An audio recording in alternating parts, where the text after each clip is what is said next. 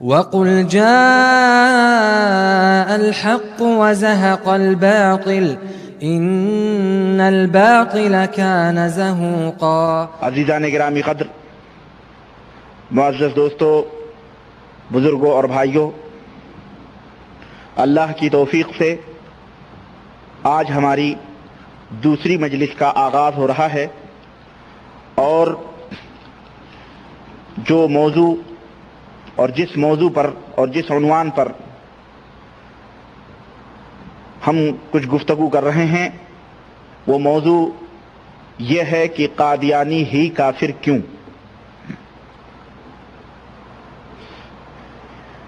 اس موضوع پر ہماری گفتگو ہو رہی ہے، اور میں انشاءاللہ تبارک و تعالی اس موضوع کے تعلق سے چند مزید باتیں آپ کی خدمت میں رکھنا چاہتا ہوں۔ باتیں بڑی لمبی ہوتی جا رہی ہیں، اور یقین مانیں کہ بڑا ہی باریک موضوع ہے، یہ سہل اور آسان بھی ہے، لیکن اللہ شاہد ہے کہ اس موضوع کی تیاری میں میری جو یہ چھٹیاں ملتی ہیں ہمیں، یہ میری چھٹی اس ہفتے مکمل گئی ہے، یوں سمجھیے۔ بڑی عرق ریزیوں کے بعد ایک ایک چیزیں چن چن کر کے جمع کرنا، پھر انہیں قرآن و سنت کی روشنی میں چھانٹنا پھٹکنا اور انہیں آپ کے سامنے لانا، بڑی محنتوں کے بعد اور عرق ریزیوں کے بعد یہ چیزیں میں آپ کی خدمت میں پیش کرتا ہوں۔ بہرحال اللہ وحدہ لا شریک سے دعا ہے کہ اللہ تبارک و تعالی ہم سب کو قرآن و سنت پر عمل کرنے چلنے کی توفیق عطا فرمائے، اور ہم اللہ کے شکر گزار ہیں اور بے حد شکر گزار ہیں، اور ہم سب کو اس کا شکر ادا کرنا چاہیے کہ یقیناً اس اللہ وحدہ لا شریک نے ہمیں ایک صحیح راہ عطا فرمائی ہے، توفیق دی ہے کہ ہم صحیح راہوں پہ چل رہے ہیں۔ واللہ یہ اللہ کا بہت بڑا شکر اور اس کا احسان ہے۔ من یرد اللہ بہ خیرا یفقہہ فی الدین، اللہ جس کے ساتھ بھلائی کرنا چاہتا ہے اللہ اسے دین کی سمجھ عطا فرماتا ہے۔ میں ابھی چند نمونے آپ کی خدمت میں پیش کروں گا، آپ حیران اور ششدر رہ جائیں گے کہ دنیا آج جسے نہ جانے کیا کیا سمجھتی ہے، ان کے یہ عقیدے اور یہ خیالات اور یہ انہیں دنیا نہ جانے کس مقام پر فائز سمجھتی ہے، اور بڑے سے بڑے لوگ اس لپیٹ میں ہیں۔ حیرت ہوتی ہے اللہ کی قسم۔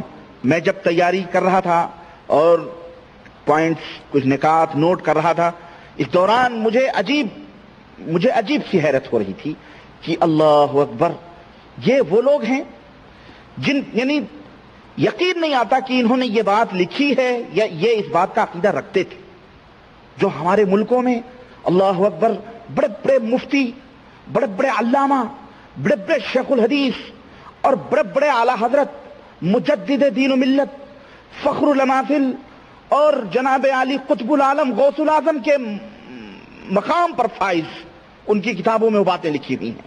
اللہ کی قسم، وہ لوگ بھی کس طرح ہمیں الو بناتے ہیں، کس طرح انہوں نے ہمارے ایمان اور عقیدے پر ڈانکے ڈالے ہیں، اور کس طرح انہوں نے ہمارے سینوں سے کتاب اللہ اور سنت رسول اللہ صلی اللہ علیہ وسلم کی محبت کو چھین کر اور ہمارے دلوں میں زندیق، مرتد، کافر، بدباطن، بدکناش، یہودیت، نصرانیت اور برہمنیت سے لیے گئے عقیدوں کو پھیلانے والوں کو ہمارے ذہن و دماغ میں ولایت، بزرگی، عقیدت، ارادت، غوثیت، ابدال، قطب اور نہ جانے کن کن مقام پہ فائز کر کے ہمارے ذہنوں اور دماغوں میں ان کی شان اور ان کی عظمت کو بڑھایا ہے۔ تاریخ ان مولویوں کو انہیں کبھی معاف نہیں کر سکتی، اور تاریخ کبھی کسی کو معاف نہیں کرتی ہے۔ تاریخ کسی کو معاف نہیں کرتی ہے۔ جس نے بھی ظلم کیا ہے، چاہے دنیاوی ظلم ہو یا عقیدے کا ظلم ہو، تاریخ کے اندر ایک ایک باتیں لکھی ہوئی ہیں، اور آنے والی نسلیں لوگوں کی نظروں سے ان تاریخ کو کتنا ہی چھپایا جائے، لیکن آنے والی نسلیں ان تاریخ کے صفحات کو پلٹ کے پڑھتی ہیں اور پھر لان تان کرتی ہیں. اور وہ لوگ جنہوں نے ولایت کے نقاب اوڑھ اوڑھ کر قطبیت کے، ابدالیت کے اور اوتادیت کے اور نہ جانے کن کن ناموں سے اپنے آپ کو انہوں نے منسوب کیا ہوا ہے، تاریخ انہیں کبھی معاف نہیں کرے گی. میرے عزیز، میں وہ تمام سب باتیں بیان کروں گا. ہم صرف یہ سوچتے ہیں چند ملانے مل گئے اور انہوں نے فتویٰ دے دیا قادیانی کافر ہے. حضرت قادیانی تو کافر ہے، ٹھیک ہے، وہ گند ہے جو پھٹ گئی، اور جن گندوں کو تم نے چھپا چھپا کے رکھا ہے، اپنی کتابوں کی زینت بنائی ہے، جنہیں تم نے ولایت کا مقام عطا کیا ہے، اور جن کو تم پوجتے ہو، جو اس دنیا کے اللہ نہیں بلکہ صنم اکبر اور بڑے بڑے طاغوت اکبر ہیں، شیطان ہیں، ابلیس سے بھی بڑھ کے لوگ ہیں، جن کو تم نے ولی سمجھا ہوا ہے، وہ کیوں نہیں کافر ہیں؟ اس لیے کہ ہم ان کے جب پردے اٹھائیں گے تو وہ گند کھلے گی، اور تم نے انہیں کمائی کا ذریعہ سمجھا ہوا ہے، اپنے پیٹ پوجنے کا ذریعہ سمجھا ہوا ہے، اس لیے وہ کافر نہیں ہیں. ارے وہ بھی کافر نہیں، دنیا کے بدترین کافر ہیں. آؤ میں تمہیں وہ حقیقتیں بتاتا ہوں. رام دین کافر، ہاں ایشوریہ رائے کافر، پتہ نہیں اشوک سنگھل کافر، اڈوانی کافر، سب کافر. اور دین محمد فلانے دین ٹھکانے دین، غلام محمد فلانے، نور الحسن، ابو الحسن، سب مسلمان، اس لیے کہ ان کے نام مسلمانوں جیسے ہیں اور ان کے نام کافروں جیسے ہیں. ارے آؤ میں تمہیں بتاتا ہوں تاریخ امم کیا ہے، تقدیر امم کیا ہے. میرے عزیز، اس سے قبل کہ میں ان تمام سب باتوں کو آپ کی خدمت میں پیش کروں، آئیے کچھ بنیادی باتیں میں آپ کے ذہنوں میں ڈالنا چاہتا ہوں. ہم نے پچھلی تقریر میں آدمی کن کن چیزوں سے کافر ہو جاتا ہے وہ چند باتیں میں نے آپ کی خدمت میں رکھی تھیں، اور میں نے بتلائی تھی کہ یہ چیزیں ہیں جن کی وجہ سے آدمی کافر ہو جاتا ہے. آئیے کچھ اور مزید حقیقتیں اسلام کے تعلق سے آپ کے ذہن و دماغ میں بٹھاؤں، راسخ کروں، وہ حقیقتیں جس کا کوئی دنیا کا مائی کا لال انکار نہیں کر سکتا، اور انکار کرے گا تو وہ کافر ہے، وہ مسلمان نہیں. نمبر 1، اسلامی عقائد اور اسلامی عبادات اور اسلامی اعمال کا جو سرچشمہ ہے، جہاں سے ہمیں عقیدے اور عمل ملتے ہیں، ان کا جو چشمہ ہے، ان کا جو محور ہے، وہ کتاب اللہ اور سنت رسول اللہ صلی اللہ علیہ وسلم ہے. اور اس کی بنیاد، عقیدے کی، اعمال کی بنیاد اللہ کا قرآن اور محمد رسول اللہ صلی اللہ علیہ وسلم کا فرمان ہے. اللہ نے بھی اور رسول اللہ صلی اللہ علیہ وسلم نے بھی انہی دونوں سے عقائد اور اعمال کو سنوارنے کا حکم عطا فرمایا ہے، اور جو بھی ان دونوں سے ہٹ کر عقائد اور اعمال ان دونوں سے ہٹ کر حاصل کرے تو وہ باطل ہے، جھوٹا ہے، اور وہ اسلام سے باہر ہے. حقیقت کی نہیں ہے یہ حقیقت. چنانچہ رب کا فرمان سنو، اللہ وحدہ لا شریک نے فرمایا اطیعوا اللہ واطیعوا الرسول ولا تبطلوا اعمالکم. اللہ کی اطاعت اور اتباع کرو، رسول کی اطاعت اور اتباع کرو، ولا تبطلوا اعمالکم، اور اپنے اعمال کو باطل نہ کرو. یعنی ان دونوں کی فرمودات سے ہٹ کر اگر تم کوئی اور عمل کرو گے تو پھر وہ کیا ہیں؟ باطل ہیں، جھوٹے ہیں. نبی کا فرمان سنو، نبی کریم صلی اللہ علیہ وسلم نے فرمایا کہ من احدث فی امرنا ھذا ما لیس منہ فہو رد. رواہ البخاری. حضرت عائشہ صدیقہ رضی اللہ تعالی عنہا سے روایت آتی ہے، آپ صلی اللہ علیہ وسلم نے فرمایا کہ ہمارے لائے ہوئے شریعت میں جس نے بھی کسی نئی بات کا اضافہ کیا فہو رد، تو وہ مردود ہے. اسی طرح صحیح مسلم کے اندر اللہ کے نبی صلی اللہ علیہ وسلم، صحیح مسلم کی روایت کے اندر آتا ہے، اللہ کے رسول صلی اللہ علیہ وسلم نے فرمایا کہ من عمل عملا لیس علیہ امرنا فہو رد. جس نے کوئی ایسا عمل کیا جس عمل کے اوپر میرا حکم نہیں ہے، میری مہر نہیں ہے، وہ عمل باطل ہے، وہ شخص بھی مردود ہے، وہ عمل بھی مردود ہے. اسی طرح سے میرے عزیز، جس طرح اللہ اور اس کے رسول نے اپنی تعلیمات کو اپنانے اور اس کی اتباع کرنے کا ہمیں اپنے بندوں کو، اپنی امت کو حکم دیا ہے، اسی طرح صحابہ کرام رضوان اللہ علیہم اجمعین کی جماعت بھی اپنی جان سے بڑھ کر قرآن اور مصطفیٰ جان رحمت صلی اللہ علیہ وسلم کے فرمان کی حفاظت کیا کرتے تھے، اور ذرہ بھی کہیں بھی قرآن کے اندر یا نبی کے فرمودات کے اندر ذرہ بھی کہیں انہیں تغیر یا تبدل یا کسی چینجنگ یا تبدیلی کا یا کسی کے خرد برد کا پتہ چلتا تھا، کمی یا بیشی کا، تو وہ طلب جایا کرتے تھے اور ایک محاذ قائم کر لیا کرتے تھے، اس کے خلاف کھڑے ہو جایا کرتے تھے، ننگی تلوار بن جایا کرتے تھے کہ ابھی تو نبی کا فرمان یہ ہے اور اللہ کا فرمان یہ ہے، تم یہ باتیں کہاں سے کہہ رہے ہو؟ یہی تمام صحابہ کرام رضوان اللہ علیہم اجمعین کا عمل تھا۔ چنانچہ حضرت عبداللہ ابن مسعود کا قصہ سنن دارمی کے اندر موجود ہے، جس سے پتہ چلتا ہے کہ کس طرح عبداللہ ابن مسعود رضی اللہ تعالیٰ عنہ نے ایسے کام کو جو بظاہر نیک کام تھے، نیک نیتی کی بنیاد پہ کیے جا رہے تھے، لیکن حضرت عبداللہ ابن مسعود رضی اللہ تعالیٰ عنہ نے اس عمل کو بدعت قرار دیا، اس لیے کہ اس کا ثبوت قرآن و سنت میں موجود نہیں تھا۔ واقعہ کیا ہے؟ کوفہ کی جامع مسجد میں حضرت عبداللہ ابن مسعود رضی اللہ تعالیٰ عنہ داخل ہوتے ہیں تو کیا دیکھتے ہیں کہ چند لوگ مختلف حلقے بنا کر کے بیٹھے ہوئے ہیں، ایک ایک حلقے پر ایک ایک آدمی کھڑا ہوا ہے، ان کے سامنے کنکروں کا ڈھیر ہے، ایک آدمی ایک حلقے سے کہتا ہے 100 دفعہ سبحان اللہ کہو، تو سارے کے سارے لوگ 100 دفعہ سبحان اللہ پڑھتے ہیں، پھر کہتا ہے 100 دفعہ الحمدللہ کہو، سارے کے سارے لوگ 100 دفعہ الحمدللہ کر رہے ہیں، پڑھ رہے ہیں، پھر کہتا ہے کہ 100 دفعہ اللہ اکبر کہو، سارے کے سارے لوگ 100 دفعہ اللہ اکبر کہہ رہے ہیں، پھر وہ اسی طرح سے یہ عمل جاری تھا۔ حضرت عبداللہ ابن مسعود رضی اللہ تعالیٰ عنہ وہاں پہنچے اور ان کی اس حالت کو دیکھ کر عبداللہ ابن مسعود نے فرمایا، اور کیا فرمایا؟ کہنے لگے اللہ کی قسم تم اب ایسے دین پر ہو جو اللہ کے رسول، تم ایسے دین پر ہو جو اللہ کے رسول صلی اللہ علیہ وسلم کے دین سے زیادہ ہدایت والا ہے؟ کیا تم ایسے دین پر عمل کر رہے ہو جو رسول اللہ صلی اللہ علیہ وسلم کے دین سے زیادہ ہدایت والا ہے، یا تم گمراہی کے دروازے کھول رہے ہو؟ دو چیزیں کہیں، یا تو تمہارا یہ عمل نبی کے دین سے زیادہ ہدایت یافتہ ہے، اور یا تو تم گمراہی کے دروازے کھول رہے ہو۔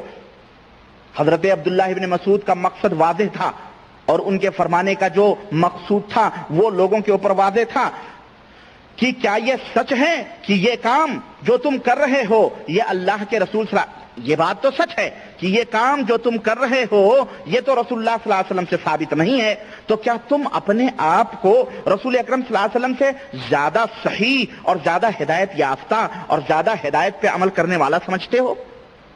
ظاہر ہے کہ وہ لوگ قطعاً اس کے قائل نہیں تھے۔ انہوں نے کہا نہیں، ہم رسول اللہ صلی اللہ علیہ وسلم سے زیادہ ہدایت یافتہ نہیں ہو سکتے۔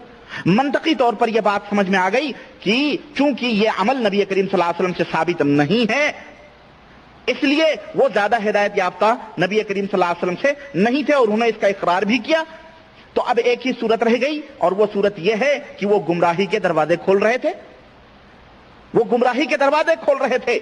پھر انہوں نے کہنا شروع کیا کہ عبداللہ، اگرچہ یہ عمل جو ہم کر رہے ہیں یہ نبی کریم صلی اللہ علیہ وسلم کی سنت سے ثابت نہیں ہے، لیکن ہماری نیتیں ٹھیک ہیں، ہمارے ارادے نیک ہیں، ہم اس سے اللہ کا قرب حاصل کرنا چاہتے ہیں، ہم اس عمل سے اللہ کے قریب ہونا چاہتے ہیں۔ اس پر حضرت عبداللہ ابن مسعود رضی اللہ تعالیٰ عنہ نے فرمایا کہ میں مانتا ہوں کہ تمہاری نیت ٹھیک ہے، تمہارے ارادے درست ہیں، تمہارے ارادوں میں کوئی خرابی نہیں ہے، اور تم اس بدعت کے عمل کے ساتھ اللہ کی رضامندی تلاش کر رہے ہو، لیکن کتنے ہی انسان ہیں جن کی نیت نیک ہوتی ہے اور جب ان کا عمل سنت کے خلاف ہوتا ہے تو نیتیں کچھ فائدہ نہیں پہنچاتی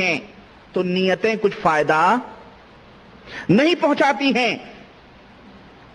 کیا صرف نیت کسی کام کی صحت کے لیے کافی ہو سکتی ہے؟ انہوں نے کہا نہیں۔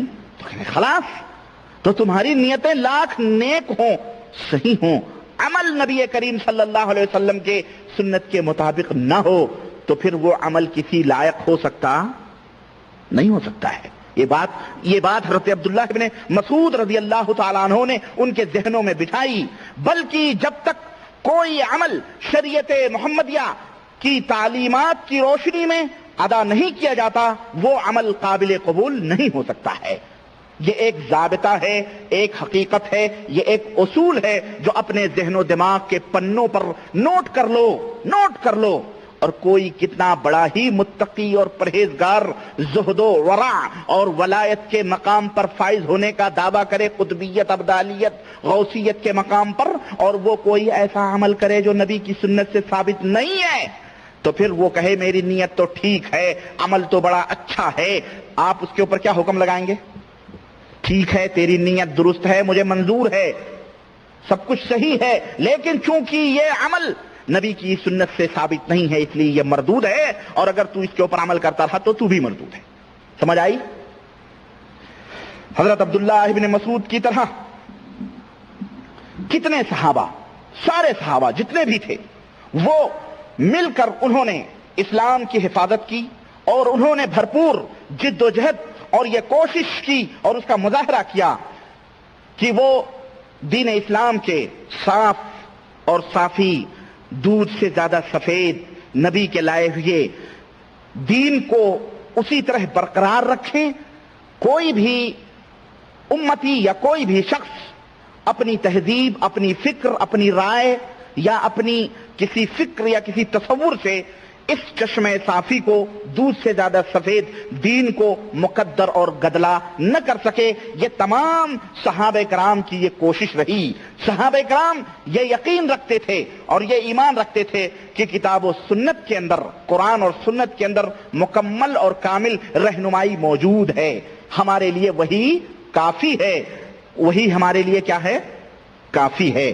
یہی وجہ تھی کہ حضرت علی رضی اللہ تعالیٰ عنہ نے ایسے واعظوں کو اور ایسے ممبر کے خطیبوں کو مسجدوں سے نکال دیا تھا اپنے زمانے میں، جو لوگ ممبروں پہ کھڑے ہو کر قصے، کہانیاں اور افسانے بیان کر کے لوگوں کے دل جیتا کرتے تھے اور تعداد تحسین حاصل کیا کرتے تھے، اور لوگوں کے اندر بڑے فیمس تھے، کیونکہ لوگوں کی طبیعت بھی ہوتی ہے، قصے اور کہانی زیادہ پسند کرتے ہیں، قصے اور کہانیاں زیادہ پسند کرتے ہیں، وہ باتیں بھی ان کے ذہنوں میں بیٹھتی ہیں، اور وہ یہ سوچتے ہیں کہ کوئی مولانا ایسی بات کہیں جس کو ہم نے کبھی سنی نہ ہو۔ یہ چیزیں حضرت علی رضی اللہ تعالیٰ عنہ کے زمانے میں پیدا ہو گئیں۔ حضرت علی نے ایسے خطبہ کو اور ایسے مقررین کو ممبر سے خطبہ دینا ممنوع قرار دیا اور کہا کہ تمہارے ذہنوں میں یہ بات نہیں ہونی چاہیے کہ یہ قصے اور کہانیاں اللہ اور اس کے رسول کے فرمودات سے زیادہ دل نشیں ہو سکتی ہیں۔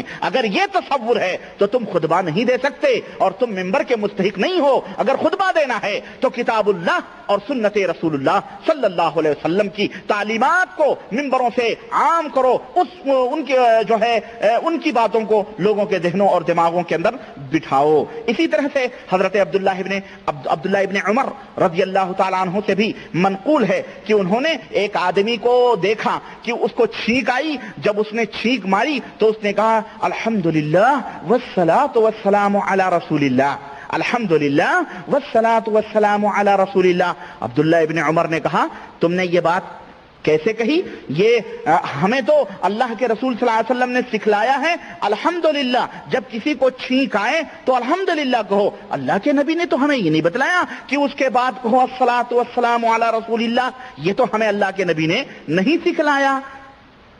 اس نے کہا بات تو بڑی اچھی ہے، کہنے لگے بات تو اچھی ہے لیکن نبی نے جتنا فرمایا ہے اس سے نہ کم کرو نہ اس سے زیادہ کرو۔ تو میرے عزیز اس نے الصلاۃ والسلام علی رسول اللہ کوئی غلط بات نہیں ہے، نبی کے اوپر درود ہی بھیجا تھا، لیکن چونکہ وہ موقع اور محل نبی نے درود پڑھنے کا نہیں سکھلایا، نہیں بتلایا، اس لیے اس موقع محل پر وہ زیادتی کرنا بھی بدعت اور گمراہی میں شمار ہوگا۔ آج سوچ لو، آج اذان سے پہلے بھی الصلاۃ والسلام علیک یا رسول اللہ، الصلاۃ والسلام علیک یا نبی اللہ، نماز کے بعد بھی، تکبیر کے بعد بھی، تکبیر سے پہلے بھی، اذان سے پہلے بھی، اور جناب علی دم بدن میڈین بریلی درود پڑھا جاتا ہے، یہ ہمارے یہاں کا۔ اور منع کرو، کہیں گے درود پڑھنا منع ہے، درود پڑھنا منع ہے۔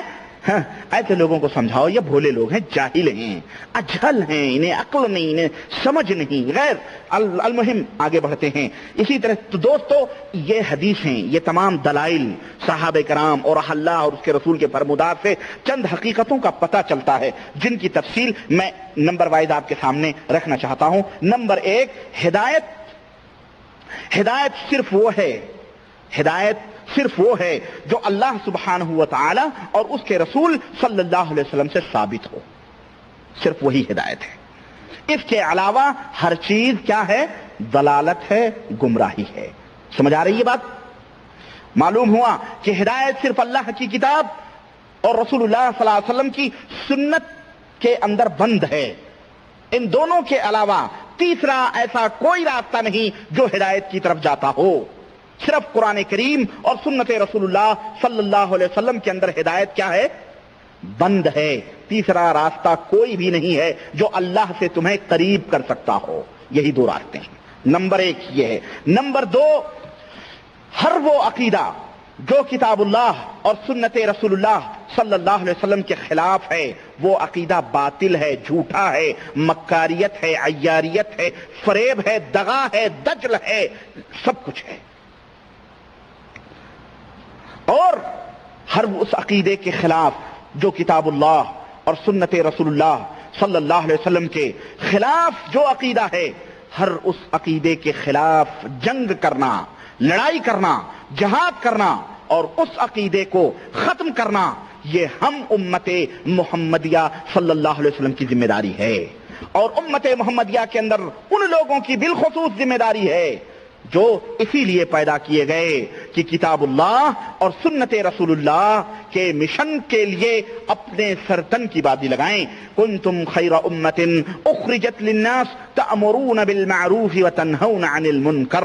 امر بالمعروف، اور معروف وہی ہے جو کتاب اللہ اور سنت رسول اللہ میں بولو موجود ہے، اور نہی عن المنکر، اور ان دونوں سے ہٹ کر جتنی بھی تعلیمات اور جتنے بھی عقائد ہیں سارے کے سارے کیا ہیں؟ منکر ہیں۔ حق اسی کو ہے جو ایک ہاتھ میں اللہ کی کتاب لے اور دوسرے ہاتھ میں محمد الرسول اللہ صلی اللہ علیہ وسلم کی سنت لے، اسی کو اس خیر امت کا خطاب دیا گیا ہے۔ جو بھی اس عمل کو اپنائے گا وہ اس جماعت کے اندر شریک ہوگا، اور جو اپنی بنی بنائی گڑھی ہوئی اور خود ساختہ کتابیں اور افکار اور خیالات اور دین اور عقیدے لوگوں کے اندر پھیلائیں گے، وہ خیر امت کا خطاب انہیں نہیں مل سکتا ہے۔ یہ بات یاد رکھیں بنیادی طور پر۔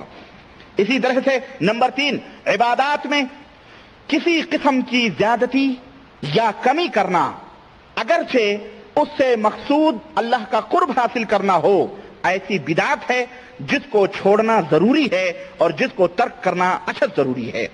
اسی طرح اصلاح نفس یا تزکیہ نفس کے لیے ایسے اوراد، ایسے وظیفے، ایسی دعائیں جن کا ذکر قرآن و سنت میں موجود نہیں ہے، وہ بھی بدعت و ضلالت ہے۔ اگرچہ اس قسم کے بدعات ایجاد کرنے والے اپنی نسبت اسلام کی طرف نہایت ہی اچھے ڈھنگ سے کرتے ہوں، بڑھ چڑھ کر کرتے ہوں، لیکن انہوں نے قرآن و سنت سے ہٹ کر کے جو اوراد اور جو وظائف اور جو اعمال اپنائے ہیں اس کی وجہ سے وہ مردود ہیں، وہ بدعت اور گمراہی کے اندر پڑے ہوئے ہیں۔ نمبر 4، جو شخص کتاب اللہ اور سنت رسول اللہ میں کسی غیبی علم کا دعویٰ کرتا ہے کہ مجھے یہ علم حاصل ہوا ہے، کتاب اللہ اور سنت رسول اللہ میں جو علم ہے ٹھیک ہے موجود ہے، لیکن یہ مجھے غیبی علم حاصل ہوا، سینہ بسینہ حاصل ہوا ہے، علم لدنی حاصل ہوا ہے، کشف ہوا ہے، مکاشفے کے ذریعے ہوا ہے، الہام کے ذریعے ہوا ہے، القاء ہوا ہے، ان تمام سب چیزوں کا، یا کسی جن کے ذریعے سے ہمیں یہ علم حاصل ہوا ہے، یا کسی کا مجھ پر فیضان ہوا ہے۔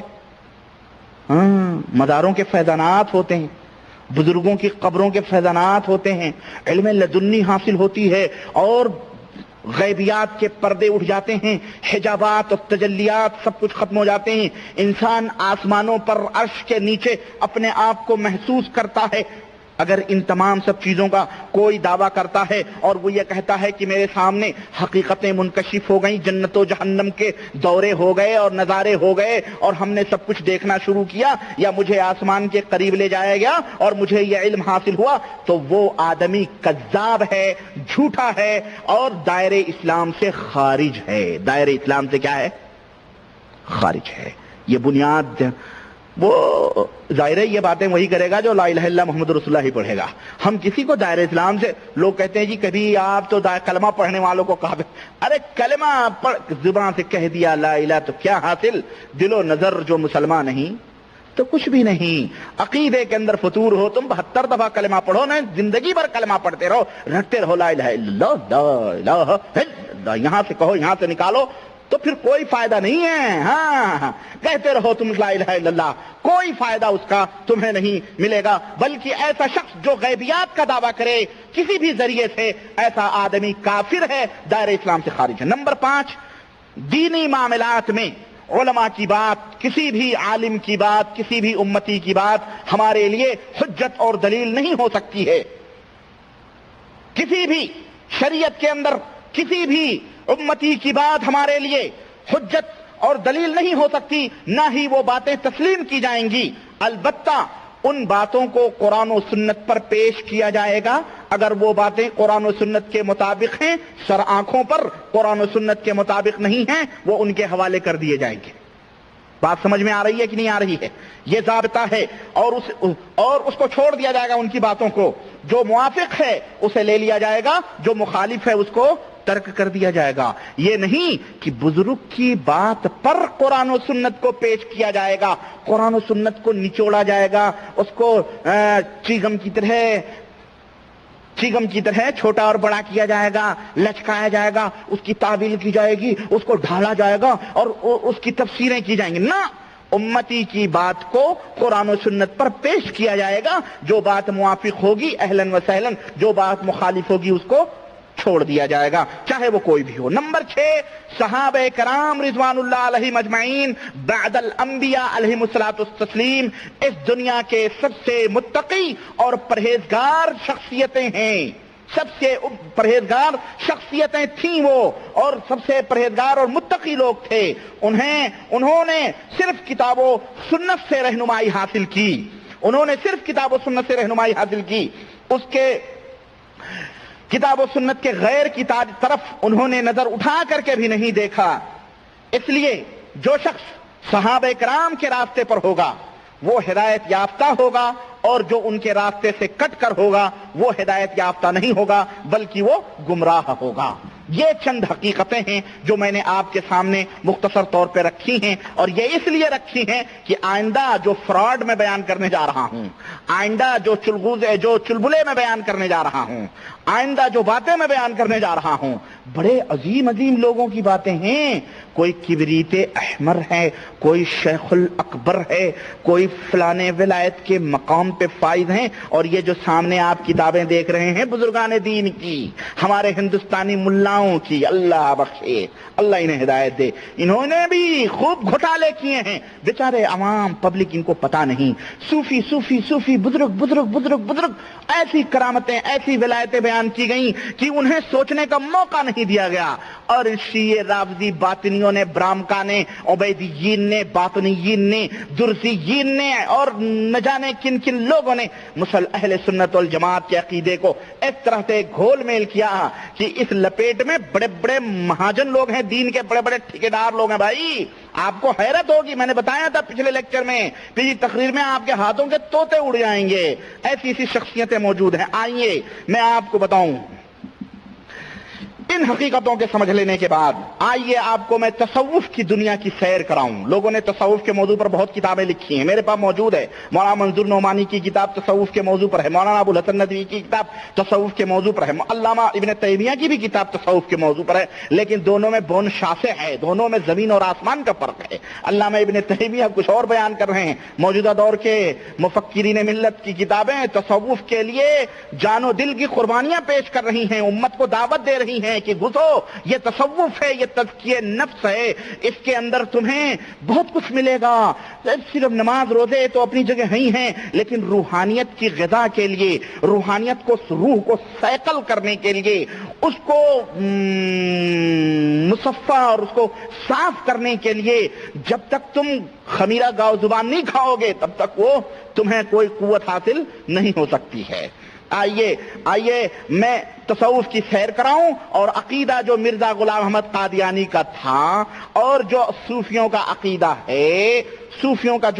ہے اس کا مقابلہ کرواؤں، موازنہ کرواؤں، اور آئیے ہم دیکھیں کہ پھر مرزا غلام احمد قادیانی ہی کافر کیوں ہے، پھر مرزا غلام احمد قادیانی ہی کافر کیوں ہے؟ دوسروں میں کیا سرخاب کے پر لگے ہیں جن کے خلاف بولنے سے ہماری زبانیں گنگ ہیں اور جن کے خلاف قلم اٹھانے سے ہمارے نو کے قلم لرزتے ہیں، کانپتے ہیں؟ کیا وجہ ہے، کیا سبب ہے؟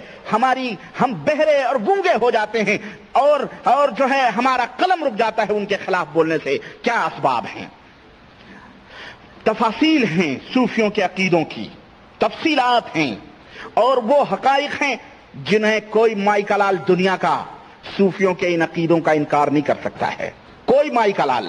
اور یہ تصوف، ایک بات آپ سمجھ لو، تصوف اور اسلام جس طرح کفر اور اسلام ہے اسی طرح تصوف اور اسلام ہے۔ بس تصوف کو پیدا اس لیے کیا گیا، تصوف عالم وجود میں اس لیے آیا تاکہ اسلام کی تعلیمات، قرآن اور سنت کی تعلیمات کی بےخنی ہو جائے، اس کو جڑ سے اکھاڑ کر دنیا سے نیست و نابود کر دیا جائے اور لوگوں کے دلوں سے کھیلا جائے، لوگوں کو غلام بنایا جائے، عقیدت کے نام پر، ارادت کے نام پر، بیعت کے نام پر، مریدیت کے نام پر اپنی غوثیت، قطبیت، ابدالیت، اوتادیت اور سب کچھ پھیلا کر کے لوگوں کو اپنا بندہ بنایا جائے۔ ہمارا اسلام آیا تھا معبودان باطلہ کی غلامی سے نکال کر معبود حقیقی کی غلامی دینے کے لیے۔ تصوف پھر وہی نیا لبادہ اوڑھ کر جاہلیت کا اور کفر کا، اسلام کا نام لے کر کے اس امت کے اندر تیسری صدی ہجری کے اندر داخل ہوتا ہے،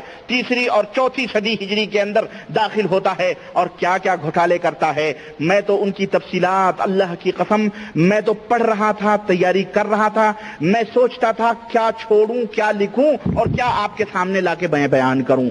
میں جو کچھ بھی بیان کروں گا اللہ کی قسم وہ ایسا ہے جیسے سمندر سے میں نے قطرہ نکال کر کے آپ کے سامنے رکھا ہے، ورنہ ان کتابوں کے اندر وہ کفر ہیں، وہ زندقیت ہے، وہ فجور ہیں، وہ فحاشیاں ہیں، وہ بے حیائیاں ہیں کہ حیا آوے کفر کو بھی، یہودیت کو بھی، اور اسی طرح کرسچنیت، برہمنیت کو اور عیسائیت کو بھی حیا آتی ہے جو اسلام کے نام پر کھیل کھیلا گیا ہے۔ یوں تو تفصیلی طور پر ان صوفیوں کے عقیدوں کا جائزہ میں آپ کے سامنے نہیں پیش کر سکتا، نہ اس تفصیلی طور پہ گفتگو کر سکتا ہوں، کیونکہ مجھے یہ بیان کر کے پھر مرزا قادیانی کو بھی پکڑ کے لانا ہے نا، بہائیت کو بھی پکڑ کے لانا ہے۔ ہمارے یہاں کے ملاؤں نے اسمبلی ہال میں بیٹھ کر کے فری ناٹ فری سے قادیانی کو کافر کہہ دیا اور باقی چور اپنے گند اپنے دلوں میں بٹھائے رکھے۔ کسی نے کہا، اب وہ میں کیا بتاؤں آپ کو، آگے چلیں خود راز کھلے گا، میں بھی کھولتا ہوں۔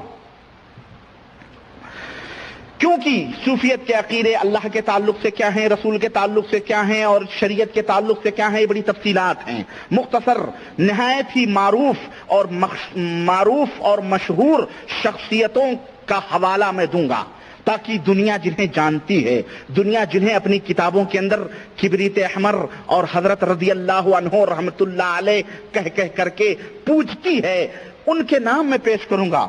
ہیں تو صوفیوں کے ہزاروں، لاکھوں، ملینوں نام ہیں اور لوگ موجود ہیں، اور آج بھی لاکھوں کی تعداد میں موجود ہیں صوفی بھی ہیں، وہ صوفی المشرب ہیں، کوئی نقشبندی ہے، کوئی قادری ہے، کوئی صابری ہے، کوئی چشتی ہے، کوئی سہروردی ہے، کوئی بدوی ہے، کوئی رفاعی ہے، کوئی کچھ ہے۔ صوفی، یہ سب صوفی ہیں۔ یہ سب کون ہیں؟ بولو، یہ سب کون ہیں؟ صوفی، سب صوفی ہیں۔ اچھا جناب علی، اور بڑے بڑے صوفیوں کے نام میں پیش کروں گا جن کے نیچے سارے صوفی منشیہ لوگ آتے ہیں، اور صوفیہ جتنے چھوٹے چھوٹے ہوئے ہیں انہی کے کلام اور انہی کی باتوں سے فائدہ اٹھاتے ہیں۔ اور آپ ان دیگ کے چند چاولوں کو ٹٹول کر پورے دیگ کا پتہ لگا لیں۔ چند چاول میں پلیٹ میں سجا کر آپ کی خدمت میں رکھ رہا ہوں، ٹٹولیں، پتہ لگا لیں یہ دیگ کا دیگ ہی، آمے کا آواں کیا ہے؟ کالا ہے یہ ڈیگ کا ڈیگ ہی خالی ہے. کوئی قطب الابدال ہو تو کوئی غوث العظم بنے, کچھ بھی بنے. یہ جتنے بھی القاب ہیں, میں کبھی انشاءاللہ زندگی رہی فرصت رہی تو میں ذرا ان قطب کس کو کہتے ہیں, غوث کس کو کہتے ہیں, ابدال کس کو کہتے ہیں, ان کی کیا خصوصیات ہیں, یہ کن کن عہدوں پر فائز ہوتے ہیں, یہ عقیدے کیا مطلب ہیں, قطب غوث ابدال اوتاد نجبہ اتقیاء, ان کا کیا مفہوم ہے صوفیوں کی زبان میں, ان کی اصطلاحات میں, یہ بھی میں آپ کے سامنے رکھوں. کیوں لوگ سمجھتے ہیں قطب اسلام کا کوئی بہت بڑا مقام ہے, ابدال یہ تو کوئی جیسے کوئی وزیر اعظم ہے, کوئی مکھ منتری ہے, کوئی رئیس الوزراء ہے, کوئی صدر ہے, کوئی کونسلر ہے, کوئی کیا کیا ہے وہ دنیا میں جیسے ہوتے ہیں, ایسے یہ پورے مقامات ہیں, ان کی بھی تشریح ضروری ہے. آپ ان سے دھوکہ نہ کھائیں. من جملہ یہ سمجھ لیں یہ چند غلاظتیں ہیں. یہ کیا ہیں؟ یہ بکھری ہوئی غلاظتیں ہیں جو امت میں شریعت اسلامیہ کے اوپر چسپاں کی گئی ہیں. اسلام کے نام پر, عقیدت کے نام پر, ولایت کے نام پر. یہ کفر ہے. یہ کیا ہے؟ غوثیت, قطبیت, ابدالیت, نجبیت, قطبیت, یہ کفر ہے. اور جو اس کو کفر نہ مانے وہ بھی کافر ہے. یہ بھی یاد رکھو.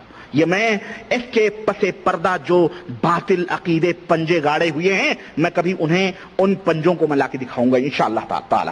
آئیں, صوفیہ کو علم سے دشمنی ہے.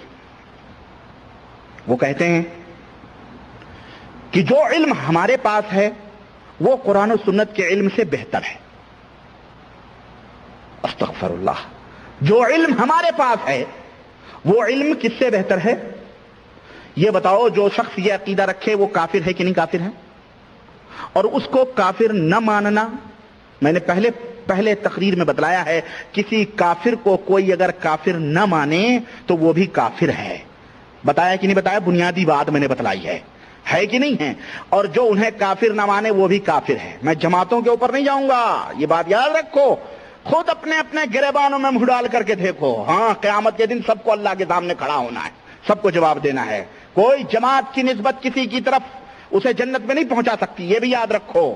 انسان اکیلا آیا ہے, اکیلا رب کی بارگاہ میں حاضر کیا جائے گا اور اس کا حساب و کتاب ہوگا. صوفیہ ان کے پاس کہتے ہیں جو ہمارے پاس علم ہے وہ قرآن و سنت کے علم سے افضل علم ہے. یہ بتاؤ ایسا عقیدہ رکھنے والا مسلمان ہے یا کافر ہے؟ کافر ہے. چنانچہ دنیا ولایت کے سب سے عظیم صوفی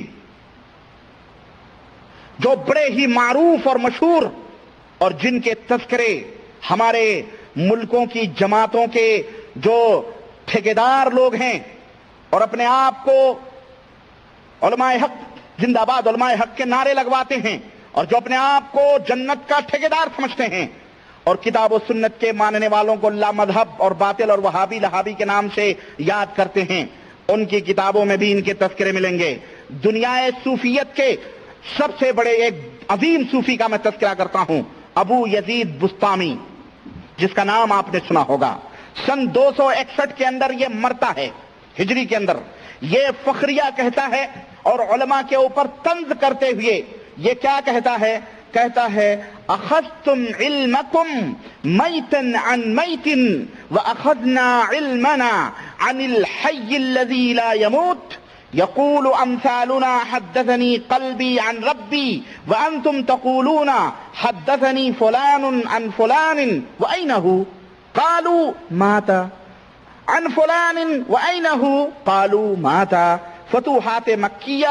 فتوحات مکیہ اور جلد 12 صفحہ نمبر 365 کے اندر یہ ابو یزید بسطامی لکھتا ہے کہ تم اے علماء کرام کی جماعت, تم لوگوں نے جو علم حاصل کیا ہے وہ مردوں سے لیا ہے. کس سے لیا ہے؟ مردوں کے ذریعے سے تم نے علم کو حاصل کیا ہے. اور ہم نے جو علم حاصل کیا ہے اس زندے سے حاصل کیا ہے جو زندہ کبھی جسے موت نہیں آ سکتی ہے. وہ کون ہے؟ اللہ وحدہ لا شریک ہے, جسے کبھی موت نہیں آ سکتی, ہم نے اس سے علم حاصل کیا ہے. چنانچہ ہم تصوف کے اور ہم بزرگوں سے اگر تم پوچھو تو ہم میں لوگ یہ کہتے ہوئے صوفیہ ملیں گے کہ حدثنی قلبی, میرے دل نے حدیث بیان کی عن ربی، میرے رب سے. میں نے یہ حدیث سنی یا میں نے یہ بات سنی کس سے؟ اپنے رب سے. اور اے علماء محدثین کی جماعت، تم کیا کہتے ہو؟ تم کہتے ہو حدثنی فلان عن فلان، مجھ سے حدیث بیان کی فلاں نے، فلاں نے روایت کی فلاں سے.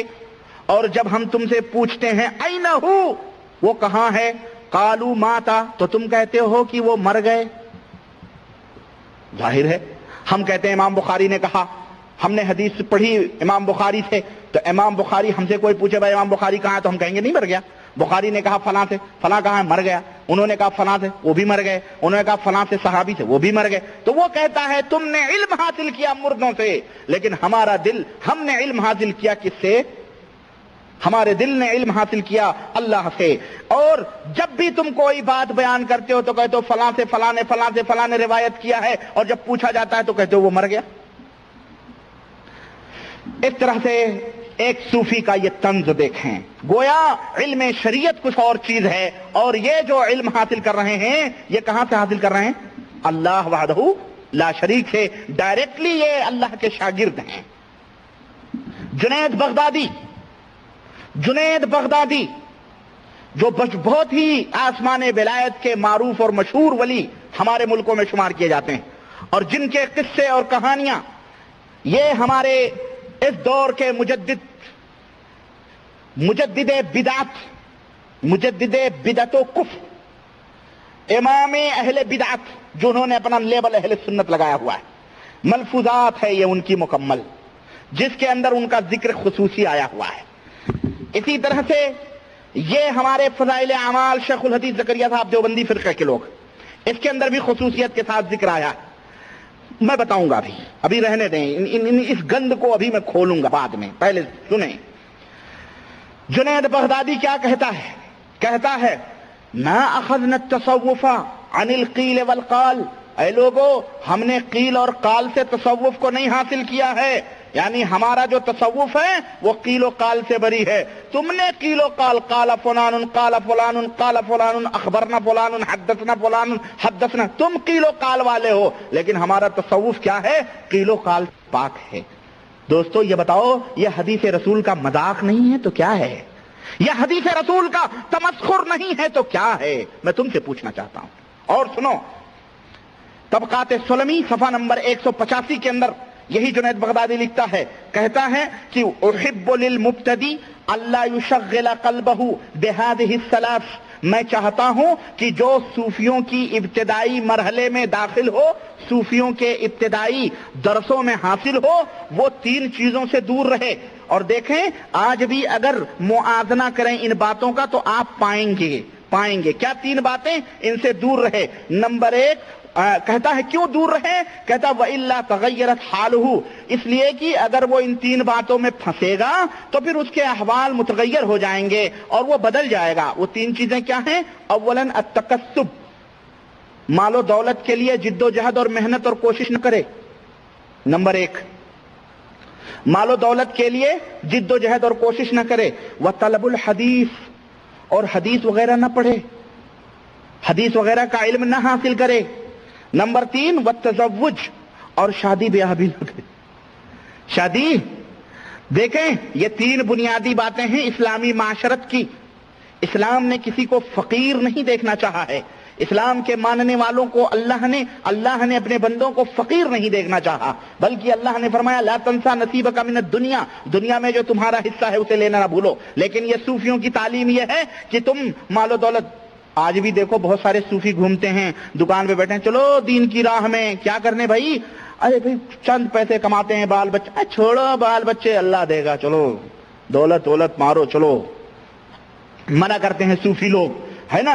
کیوں؟ ظاہر ہے امت کے اوپر بوجھ بنے بیٹھے ہوئے ہیں اسی وجہ سے. المہم اس طرح سے کہتا ہے کہ یہ 3 چیزیں، حدیث سے بھی دور رہیں، حدیث وغیرہ نہ پڑھیں. حدیث وغیرہ، یہ بولو اسلام کی تعلیم ہو سکتی ہے؟ یہ اللہ کے حبیب جناب محمد الرسول اللہ صلی اللہ علیہ وسلم تو اپنے ماننے والوں کو کیا فرما رہے ہیں؟ نضر اللہ امرأ سمع مقالتی فوعاها ثم عداها كما سمع. اللہ ان لوگوں کو تر و تازہ رکھے جو میری باتوں کو سنیں، پھر اسے یاد کر لیں، پھر اسے لوگوں تک پہنچائیں۔ ایسے لوگ تر و تازہ رہیں، اللہ انہیں سرسبز و شاداب رکھے۔ صوفی کہتے ہیں کہ حدیث کی طلب نہ کرے، حدیث وغیرہ سے دور رہے، حدیث وغیرہ سے دور رہے، شادی بیاہ بھی نہ کرے۔ اسی لیے بابا داتا گنج ہجویری کی کتاب میرے پاس موجود ہے، کشف المحجوب، بڑی مارکت الارا ان کی کتاب ہے۔ وہ کہتے ہیں کہ اتنے سال کے بعد میں شادی کی آفت میں مبتلا ہو گیا۔ شادی کرنا ان کے لیے کیا تھی؟ آفت تھی، بلا تھی۔ اللہ کے نبی تو اپنی سنت فرما رہے ہیں اور حضرت داتا گنج ہجویری کیا فرما رہے ہیں؟ یہ آفت اور بلا ہے۔ بہرحال وہ کبھی دکھاؤں گا میں اگلے درس میں۔ اور کہتے ہیں وحب للصوفی اللہ یقرأ ولا یکتب لأنه اجمل همه، اور میں یہ چاہتا ہوں کہ صوفی نہ ہی کچھ پڑھے اور نہ ہی کچھ لکھے، اس لیے کہ اگر وہ پڑھے گا لکھے گا تو مشغول ہو جائے گا، پڑھنا لکھنا ترک کر دے تاکہ جو ہے وہ خوشحال رہے ہر حال میں، اچھی طرح سے، میرا مطلب ہے اچھی طرح سے ان کی غلامی کرے۔ بھائی پڑھا لکھا ہوگا تو اعتراض بھی کرے گا، جاہل چپٹے جیسے آج ہمارے یہاں کے بنے ہوئے ہیں، جس کو دیکھو کوا کان لیا جا رہا ہے، بزرگیت کی چادر پھیلائے انہی کے پیچھے لگے ہوئے ہیں، تو جاہل رہو۔ تو یہ کس کا قول ہے؟ یہ جنید بغدادی کا قول ہے۔ اسی طرح ابو سلیمان دارانی کہتے ہیں کہ اذا طلب الرجل الحدیث او سافر فی طلب المعاش او تزوج فقد رکن الى الدنیا، کہتے ہیں کہ آدمی جب حدیث میں مشغول ہوگا، حدیث پڑھنے میں مشغول ہوگا، یا طلب معاش کے لیے، روزی روٹی کے لیے سفر کرے گا یا شادی کرے گا، تو ایسا آدمی دنیا دار ہو جائے گا۔ ایسا آدمی کا کیا ہو جائے گا؟ دنیا، بولو۔ یہ ولایت کے آسمان پہ فائز بزرگان دین ہے جن کا میں صرف نام لے رہا ہوں۔ اگر میں ان کے القاب جو کتابوں میں لکھے ہوئے ہیں نا، سلطان العاشقین، امام العارفین، فخر المحدثین، جو اگر میں وہ بیان کروں تو بہت ٹائم لگے گا اس طرح سے۔ اور ہمارا اسلام بہرحال اس اسلام سے بری ہے، اور جو حدیث اور قرآن پڑھنے سے منع کرے، جو حدیث اور قرآن سے لوگوں کو روکے، یہ بتاؤ وہ مسلمان ہو سکتا ہے؟ نہ، وہ کافر ہے۔ تو پھر قادیانی ہی کیوں کافر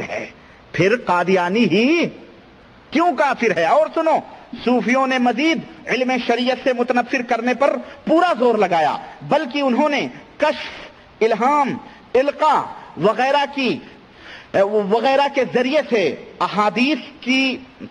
احادیث اور اس کی سند پر غلبہ عطا کیا، اور محدثین نے جو سندوں کو اپنی کتابوں کے اندر تحریر کیا ہے، اور سندوں کے اوپر جو ضعیف اور حسن اور مقبول اور باطل اور مردود کی جو حکمیں لگائی ہیں سندوں کے ذریعے سے، اور جس کے بارے میں محدثین نے کہا ہے کہ سند یہ آدھا دین ہے۔ سند کیا ہے؟ آدھا دین ہے۔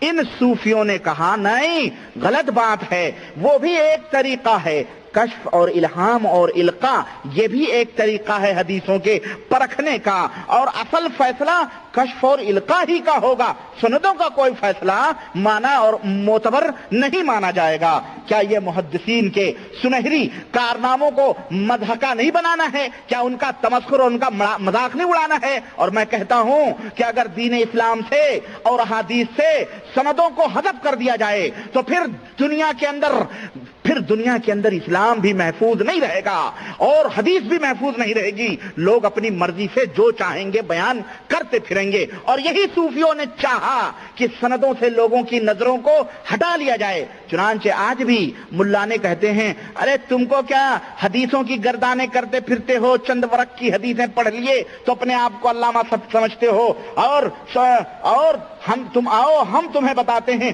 حدیث کی فقاہت کیا ہے، حدیث کی سمجھدانی کیا ہے۔ اور کسی نے کچھ درایت اور ثقافت پتہ نہیں کیا کیا نام نکالے۔ المہم اس طرح سے میرے عزیز حدیثوں کی سندوں کو القاء اور کشف اور ان تمام سب چیزوں کے اوپر غلبہ دیا گیا۔ میں آپ کو بتاؤں، چنانچہ میرے سامنے اور موجودہ دور میں نمونہ میں آپ کو بتلاؤں کہ کس طرح سے متنفر کیا گیا ہے امت کو سندوں اور محدثین کی خدمات سے۔ دیکھو یہ متنفر کیا گیا ہے علوم حدیث سے، اسناد سے متنفر کیا گیا ہے۔ اور میں نہیں کہتا کہ حضرت زکریا صاحب جو اپنے آپ کو شیخ الحدیث لکھ رہے ہیں اور یہ فضائل اعمال جو اتنی موٹی کتاب انہوں نے اپنی بے دماغی کے ایام میں ترتیب دی تھی اس کتاب کے اندر. یہ ان کی نیت کیا ہو اللہ ہی بہتر جانے, لیکن انہوں نے کتاب کے اندر جو واقعہ درج کیا ہے اس سے تو ہمیں یہی پتا چلتا ہے کہ صوفیوں کے نقش قدم پہ چلتے ہوئے زکریا صاحب نے, چونکہ ہندوستان کے اندر حق پسند لوگ بھی تھے, اس لیے بچتے ہوئے اور تاکہ ان کے اوپر اور زیادہ فتنے نہ کھڑے ہوں, بچتے ہوئے انہوں نے دبے لفظوں میں بہت کچھ بیان کیا ہے. چنانچہ آپ کو میں بتاؤں صفحہ نمبر فضائل ذکر اور صفحہ نمبر 35, فضائل ذکر صفحہ نمبر 35 اٹھا کر کے دیکھیں حضرت زکریا صاحب کتنے دبے لفظوں میں محدثین کا مذاق اڑا رہے ہیں اور بزرگوں کے واقعات ذکر کر کے کس طرح سے اس کا تمسخر اڑا رہے ہیں. کہتے ہیں عبد العزیز دباغ جو تھے, شیخ عبد العزیز دباغ, یہ دیکھیں صفحہ نمبر 35 کے اندر کہتے ہیں شیخ عبد العزیز دباغ رحمت اللہ علیہ ابھی قریب ہی زمانے میں ایک بزرگ گزرے ہیں جو بالکل امی تھے. امی کس کو کہتے ہیں؟ ان پڑھ. ابھی گزرا ہے نا کہ مرید کو جو صوفی ہو اسے نہ پڑھنا چاہیے نہ لکھنا چاہیے, ہے نا. ابھی بزرگوں کا, ان کے صوفیوں کے مہنتوں کا, سادھوؤں اور سنتوں کا اور بڑے بڑے لیڈروں کا بھی فیصلہ گزرا ہے کیا ہو وہ دور رہے. اسی طرح سے عبد العزیز دباغ جو ہے امی تھے. امی مطلب ان پڑھ تھے, جاہل تھے, ہاں. مگر قرآن شریف کی آیت سنیں, حدیث قدسی, حدیث نبوی اور موضوع حدیث کو علیحدہ بتا دیتے تھے اور کہتے تھے کہ متکلم کی زبان سے جب لفظ نکلتے ہیں تو ان الفاظ کے نور سے معلوم ہو جاتا ہے کہ کس کا کلام ہے, کہ اللہ پاک کے کلام کا نور علیحدہ ہے اور حضور صلی اللہ علیہ وسلم کے کلام کا نور دوسرا ہے, اور دوسرے کلاموں میں دونوں نور نہیں ہوتے. یہی ہے کشف. یہ کیا ہے؟ سند کے اوپر غلبہ دے رہے ہیں حضرت محدث صاحب. اب یہ عبد العزیز دباغ کون ہے نا یار. اچانک میرے ذہن میں بات آئی, اتفاق سے وہ کتاب بھی میرے پاس موجود ہے. عبد العزیز دباغ میں نے نشان لگائے ہوں گے, میں آپ کو بتاؤں, ایک سیکنڈ میں آپ کا لوں گا, اللہ یا اللہ میری مدد فرما. عبد العزیز دباغ جو ہے نا کہاں ہیں, میں نے لگایا ہے,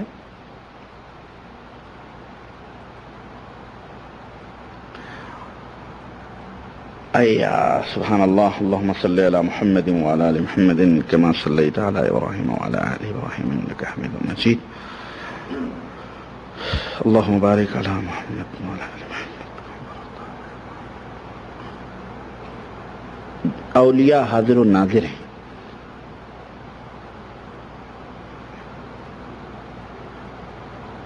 ایک دیکھیں, ہم نے آپ کو وہ واقعہ بتایا ہے بہرحال, لیکن پھر بھی میں آپ کو ایک جلد نمبر 1 صفحہ نمبر 119, ہاں صفحہ نمبر 119, اللہ کرے مل جائے, وہی ہوں 17, 18, 19. عبد العزیز دباغ جو تھے, آپ کو میں نے واقعہ بتایا ہے. یہ عبد العزیز دباغ جو ہے نا, یہ وہی ہیں. کون, کیا یاد ہے آپ کو؟ بتاؤ بھائی. یہی ہے بھائی جو عبد العزیز دباغ, ہاں وہ 2 بیویوں والا قصہ جو جناب علی ہے نا مریدوں کے. ہاں یار یہ تو یہی ہے, جلد نمبر 2 صفحہ نمبر 51, جلد نمبر 2 اور صفحہ نمبر 51 51. ہاں دیکھو یہ ہیں سیدی احمد. ہاں یہ دیکھیں حضرت مجدد دین ملت نے, بڑی مشکل پڑ دی ہے, کبھی کبھی لکھا ہوں میں, لیکن میں عبد العزیز دباغ کا نام ڈھونڈ رہا تھا لیکن وہاں نہیں تھا. یہ دیکھیں, کہتے ہیں حافظ الحدیث سیدی احمد سجل ماسی کہیں تشریف لے جاتے تھے. راہ میں اتفاقاً آپ کی نظر ایک نہایت حسینہ پر پڑ گئی. یہ نظر اول تھی, بلا قصد تھی, دوبارہ پھر آپ کی نظر اٹھ گئی. اب دیکھا کہ پہلو میں حضرت سیدی غوث الوقت عبد العزیز دباغ رضی اللہ تعالی عنہ آپ کے پیر و مرشد تشریف فرما ہے. اچانک ریموٹ کنٹرول سے پہنچ گئے کہ مرید میرا کہیں تاکہ جھانکی آنکھ لڑانے کا فریضہ انجام دے رہا ہے, کسی حسینہ کے اوپر اب لٹ مرا ہے۔ حضرت عبدالعزیز دباغ پہنچ گئے جناب علی۔ سیدی عبدالعزیز دباغ جو امی تھے، زکریا صاحب لکھ رہے ہیں کہ یہی سید العبد عبدالعزیز دباغ کون ہے؟ دیکھیں، ایک دیوبند ہے، ایک طرف بریلی ہے، دونوں شہر ہیں، اور دونوں فرقہ حنفی، دونوں کے ماننے والے ایک۔ میں آپ کو بتاؤں، تاریخ تو میں نے بتائی ہے آپ کو، یہ تو 100 سال 150 سال کی پیداوار لوگ ہیں، ورنہ اس سے پہلے نہ کوئی دیوبندی تھا، نہ کوئی بریلوی، نہ کوئی رضا خانی، نہ کوئی قاسمی، نہ کوئی نانوتوی، یہ تو آج کی پیداوار ہیں۔ یہ دونوں ایک تھے، لیکن کچھ ایک تھا شیخ گھرانہ، مشائخ کاندھلا کا گھرانہ، اور احمد رضا خان پٹھانوں کا گھرانہ۔ خان اور شیخ میں نہیں پٹی، شیخ کھچوے کو دھوکہ دینے والے، اور پٹھان جیسا احمق آدمی جس کی کہانی بھی موجود ہے۔ بہرحال تو دونوں میں نہیں پٹی، دونوں نے الگ الگ کر لیے، اس کو مذہبی رنگ دے دیا، اور ایک دیوبند کہلائے جانے لگے، اور ایک کیا کہلائے جانے لگے؟ بریلی کہلائے جانے لگے۔ لیکن دیکھیں سیم واقعہ یہاں پر زکریا صاحب لکھ رہے ہیں، وہ امی تھے، ان پڑھ تھے، لیکن وہ کشف سے نعوذ باللہ حدیث کے ضعیف ہونے، صحیح ہونے سب کا پتہ لگا لیا کرتے تھے۔ محدثین کیا خاک چھانتے تھے؟ شیخ امام بخاری رحمت اللہ علیہ، امام ترمذی رحمت اللہ علیہ، امام نسائی، اور وہ چوٹی کے محدثین جنہوں نے ایک ایک حدیثوں کی حفاظت کے لیے مہینوں کا سفر کیا، انہیں تو یہ علم حاصل نہ ہو سکا، صحابہ کو یہ علم حاصل نہ ہو سکا، حضرت عمر فاروق اعظم کو یہ علم حاصل نہ ہو سکا۔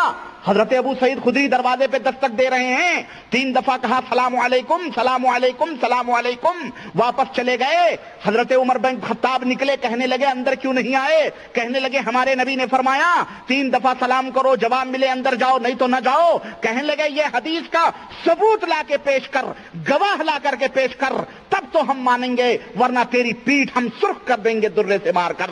ابو سعید خدری تو گواہی لائیں، حضرت عمر کو پتہ نہ چلے اس نور کا، حضرت عمر کو اس نور کے ذریعے بولو پتہ نہ چلے کہ یہ نبی کی حدیث ہے یا ابو سعید خدری نے اپنے مرضی سے بنائی ہے۔ اور یہ عبدالعزیز دباغ جو ان پڑھ تھے، انہیں نور کے ذریعے سب کچھ پتہ چل رہا ہے، تو محدثین کی خدمات کا مذاق نہیں ہے تو کیا ہے؟ اور سنو، یہ دیکھو وہی عبدالعزیز دباغ، احمد رضا خان مجدد دین بدعت ہے نا، فاضل بریلوی اعلی حضرت نے اس کتاب کے صفحہ نمبر 51 ملفوظات حصہ دوم کے اندر نوٹ کیا ہے، کہتے ہیں کہ جب احمد سجل ماسی کی نظر حسینہ پہ پڑی تو ایک دفعہ معاف تھی، دوسری دفعہ بھی پڑ گئی، اب دیکھا کہ پہلو میں حضرت سیدی غوث الوقت عبدالعزیز دباغ رضی اللہ تعالی عنہ آپ کے پیر و مرشد تشریف فرما ہیں، اور فرماتے ہیں احمد عالم ہو کر عالم ہو کر انہی سیدی احمد سجل ماسی کی 2 بیویاں تھیں۔ اب دیکھو یہ سیدی عبدالعزیز دباغ معراج ربانی کی زبان نہیں، نہ ان کے باپ کی زبان ہے، یہ تمہاری کتاب بولتی ہے، تمہاری کتاب سنو، اور مجھے الزام نہ دینا، تمہاری محفل سنوارتا ہوں، زبان میری ہے، رات تمہاری ہے، ہاں تمہاری کتابیں ہیں۔ یہی سیدی احمد سجل ماسی کی 2 بیویاں تھیں۔ سیدی عبدالعزیز دباغ رضی اللہ تعالیٰ عنہ نے فرمایا یہ نور سے حدیثوں کا مشاہدہ کرنے والا بزرگ دیکھو کیا کر رہا ہے۔ فرمایا رات کو تم نے ایک بیوی کے جاگتے ہوئے دوسری سے ہم بستری کی، یہ نہیں چاہیے۔ عرض کیا حضور وہ اس وقت سوتی تھی؟ فرمایا سوتی نہ تھی، سوتے میں جان ڈالی تھی۔ عرض کیا حضور کو کس طرح علم ہوا؟ فرمایا وہ سو رہی تھی، کوئی اور پلنگ بھی تھا؟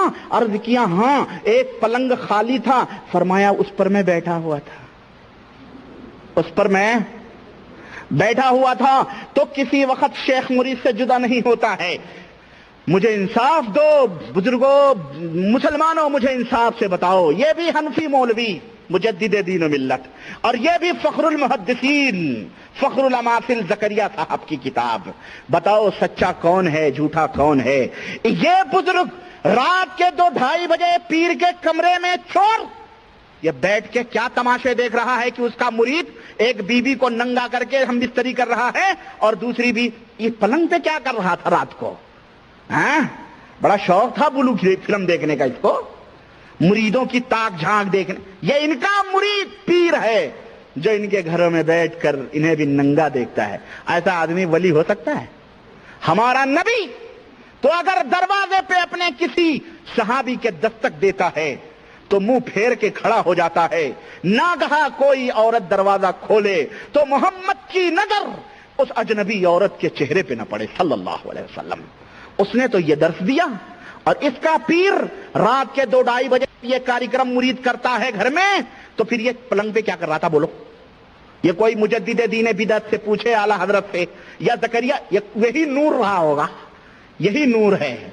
عقیدے ایک ہیں کہ نہیں یہ بتاؤ، واقعات مختلف۔ آگے بڑھو، ابھی تو میں بتاؤں آپ کو، یہی فضائل ہے۔ ایک بے اور چپکلش دکھاتا ہوں، دیکھیں، قسم اللہ کی قسم ہے، اور اس رب ذوالجلال کی قسم ہے جس نے ہم سب کو ایمان کی دولت سے نوازا ہے۔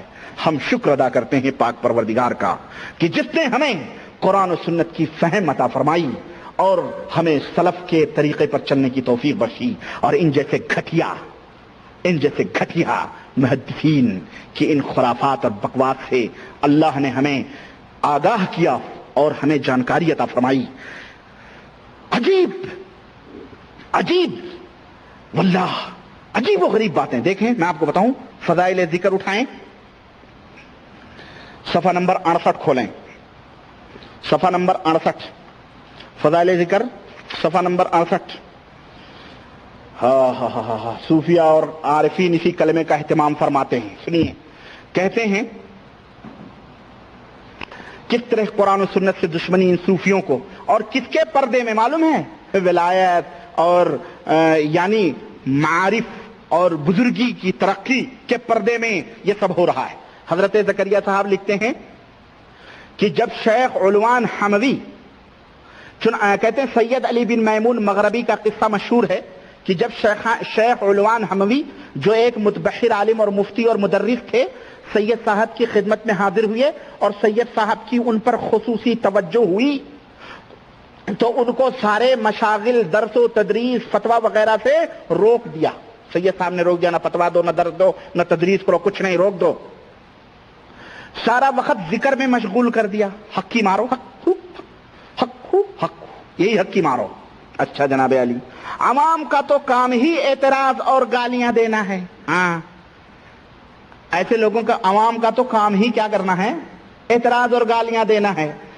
لوگوں نے بڑا شور مچایا کہ شیخ کے منافع سے دنیا کو محروم کر دیا، شیخ کو ضائع کر دیا، وغیرہ وغیرہ۔ کچھ دنوں کے بعد سید صاحب کو معلوم ہوا کہ شیخ کسی وقت کلام اللہ کی تلاوت کرتے ہیں۔ سید صاحب نے اس سے بھی منع کر دیا، نہ، تم کلام اللہ بھی نہیں پڑھ سکتے۔ یہ کیا ہے معلوم ہے؟ مثال میرے ذہن میں اس وقت نہیں آ رہی ہے، لیکن آپ لوگ سمجھیں کہ جب کسی کو پیٹنا ہوتا ہے تو ایک بیگ نہیں پیٹتے ہیں، دھیرے دھیرے دھیرے دھیرے کر کے پیٹ ڈالو اس کو۔ شیطان ایسے ہی کرتا ہے نا؟ شیطان ایسے سے دھیرے دھیرے نوافل چھوڑاتا ہے، پھر سنتیں چھوڑاتا ہے، پھر فرض بھی چھوڑوا دیتا ہے، ہاں، ایسے دھیرے دھیرے کرتا ہے۔ تو یہ شیطانی شیوا، قرآن بھی پڑھنے سے منع کر دیا، محروم کر دیا۔ کچھ دنوں کے بعد سید، اچھا پھر تو پوچھنا ہی کیا تھا، اب سید صاحب پر زندیقی اور بددینی کا الزام لگنے لگا، قرآن ہی نہیں پڑھ رہے ہیں، یہ ولی ہیں ہمارا نبی تو لوگوں کو کہتا ہے اے لوگوں قرآن پڑھو، ایک ایک لفظ پر اللہ تمہیں 10 نیکیاں دے گا، ہے کہ نہیں؟ ہمارا نبی تو یہ تعلیم دیتا ہے۔ ہمارے نبی نے کبھی قرآن پڑھنے سے کسی صحابی کو منع، اور وہ تو ماشاءاللہ تبارک اللہ اللہ کا قرب حاصل کر کے چلے گئے۔ یہ کون سی تعلیم ہے بھیا ولیوں کی جو قرآن اور حدیث سے بھی روک رہے ہیں؟ قرآن و حدیث نہ پڑھو، درس و تدریس نہ دو، افتاء نہ دو، خلاص بس ذکر کے اندر مشغول رہو۔ یہ ذکر کی فضیلت زکریا صاحب نے بیان کی ہے، اور یہ جاہلوں کی جو ٹولی لے لے کے پھرتے ہیں، ان کو یہی ذکر سکھا کر کے اور علماء کا تمسخر، احادیث کا مذاق، قرآن کا مذاق اڑوا کر کے ان کو سب کچھ سکھایا جا رہا ہے، ان کو اونچے مقام پر بٹھانے کی کوشش کی جا رہی ہے۔ سمجھ آ رہی ہے آپ کو؟ اسی لیے یہ جاہلوں کی ٹولیاں لے لے کے پھرتے ہیں۔ کچھ لوگ کہتے ہیں جی اس میں علماء بھی تو ہوتے ہیں۔ کون سے علماء ہوتے ہیں پتہ ہے؟ جنہیں، اب میں وہی بولتا ہوں، جنہیں تو حیض اور نفاس کے اندر فرق کرنے کی تمیز نہیں، انہیں کیا پتا حدیث کیا ہے، قرآن کیا ہے، وہ فارغ ہوئے ہیں صرف، اور وہ فارغ ہوئے تو قرآن و سنت سے فارغ ہوئے، بقیہ تمام سب چیزوں سے وہ لیس ہوتے ہیں، قرآن و سنت سے فارغ ہوتے ہیں۔ وہ کہہ رہے ہیں چند ہی روز بعد شیخ پر ذکر کا اثر ہو گیا۔ اوہو، کیا اثر ہوا بھائی؟ اور دل رنگ گیا۔ دل کیا ہو گیا؟ رنگ گیا۔ سید صاحب نے فرمایا اب تلاوت شروع کر دو. کلام پاک جو کھولا تو ہر لفظ پر علوم و معارف کھلنے لگے. ماشاءاللہ ذکر کرو کلام پاک تو سب کچھ پتہ چل جائے گا. ہاں جاہل مطلق رہو, یہی صوفیوں کا ذکر ہے. تو اس طرح سے زکریا صاحب نے قرآن و سنت کے خلاف بھڑاسیں نکالی ہیں, اور کہیں پر قرآن کی تلاوت کا تضاد دیکھیں. زکریا صاحب کی بد دماغی ہے, کیونکہ انہوں نے بد دماغی میں جب ڈاکٹروں نے منع کر دیا تھا کتاب لکھنا, اس بد دماغی میں انہوں نے یہ باتیں لکھی ہیں, اسی لیے اس سے تعفن اور بدبو کی بو آتی ہے. یہی زکریا صاحب ہیں, جب فضائل قرآن الٹتے ہیں تو کہتے ہیں کہ حضرت امام ابو حنیفہ تو ایک رات میں 2 قرآن ختم کر دیا کرتے تھے. ایک بزرگ تھے پتہ نہیں رات میں 7 قرآن ختم کر دیا کرتے تھے. پتہ نہیں کیا کیا بیان کرتے ہیں کہ نہیں کرتے ہیں قرآن کے فضائل میں, اور ذکر کے فضائل میں آئے تو قرآن ہی سے روک دیا گیا, چلو صرف ذکر کرو سب کچھ سمجھ میں آ جائے گا. تو اس طرح سے یہ دیکھیں کہ اس طرح سے انہوں نے اس طرح سے چور دروازے کھولے ہیں قرآن و سنت کا تمسخر اڑانے کے لیے. اسی طرح سے آپ فضائل حج صفحہ نمبر 128 اٹھا کر کے دیکھیں. فضائل حج صفحہ نمبر 128 میں میں آپ کو ایک اہم واقعے کی طرف لے جانا چاہتا ہوں. یہ فضائل اعمال حصہ دوم فضائل صدقات فضائل حج میرے پاس زکریا صاحب کی کتاب ہے, اور اس کے فضائل حج صفحہ نمبر 128 فضائل حج صفحہ نمبر 128 کے چند نمونے میں اسلام دشمنی کے آپ کو دکھانا چاہتا ہوں. 125, 26, 23, 28 کہ کس طرح سے زکریا صاحب نے کس طرح سے حدیث سے لوگوں کا اعتبار اٹھایا ہے, اور جسے صوفیہ نے لکھا ہے کہ کشف کے ذریعے, الہام کے ذریعے, القاء کے ذریعے ہم علم کو حاصل کرتے ہیں, اور محدثین تو مردوں سے حاصل کرتے نا. کہا تھا نا جنید بغدادی نے, اور اس نے کیا کہتے ہیں ابو سلیمان اور دیگر انہوں نے بزرگوں کا جو قول صوفیوں کا نقل کیا ہے. اسی طرح زکریا صاحب لکھتے ہیں کیا فضائل حج صفحہ نمبر 128 ہے, کہتے ہیں ابدال میں سے ایک شخص نے حضرت خضر سے دریافت کیا کہ تم نے اپنے سے زیادہ مرتبہ والا کوئی ولی بھی دیکھا. یہ خضر کون ہے نا, میں نے بتایا ہے, وہ خضر تو موسیٰ کے زمانے میں مر گئے تھے. یہ خضر ان صوفیوں کا شیطان, یہ صوفیوں کا شیطان ہے. یہ سب صوفی منش لوگ ہیں, قادری, نقشبندی, چشتی, شہروردی, صابری, کلیری, سب سلسلوں میں زکریا صاحب بھی, ان کے دادا بھی, ان کے پردادا بھی, مشائخ کاندھلا بھی, اشرف علی صاحب تھانوی بھی, رشید احمد گنگوئی بھی, خلیل احمد سہارنپوری بھی, امیر عثمانی, سارے کے سارے, شبیر احمد عثمانی بھی, محمود حسن بھی, سارے پورا سلسلہ ہے نقشبندی, قادری, چشتی, صوفی لوگ ہیں. یہ سب صوفی اس دور کے صوفی ہیں, لیکن چونکہ ڈرتے ہیں ہر بات کھل کے نہیں بیان کر سکتے, اور ابھی میں بتاؤں گا ہر بات کھل کے بھائی بیان نہیں کیا کرتے ہیں صوفی لوگ, کچھ چھپاتے بھی ہیں, اس لیے یہ لوگ چھپاتے ہیں ان باتوں کو, لیکن یہ گند اپنی کتابوں میں چھوڑ کے گئے. کہتے ہیں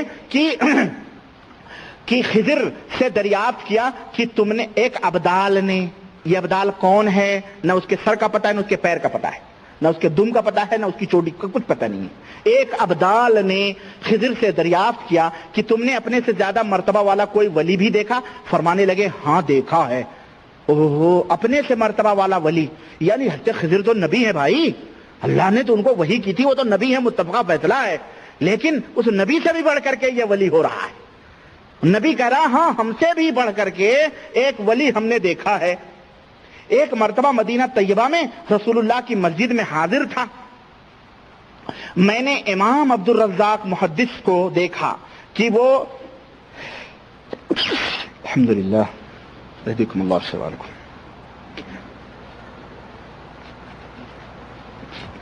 امام عبد الرزاق محدث کو دیکھا کہ وہ احادیث سنا رہے ہیں, اور مجمع ان کے پاس احادیث سن رہا ہے, اور مسجد کے الحمدللہ مسجد کے ایک کونے میں مسجد کے ایک کونے میں ایک جوان گھٹنوں پر سر رکھے علیحدہ بیٹھا ہے. میں نے اس جوان سے کہا تم دیکھتے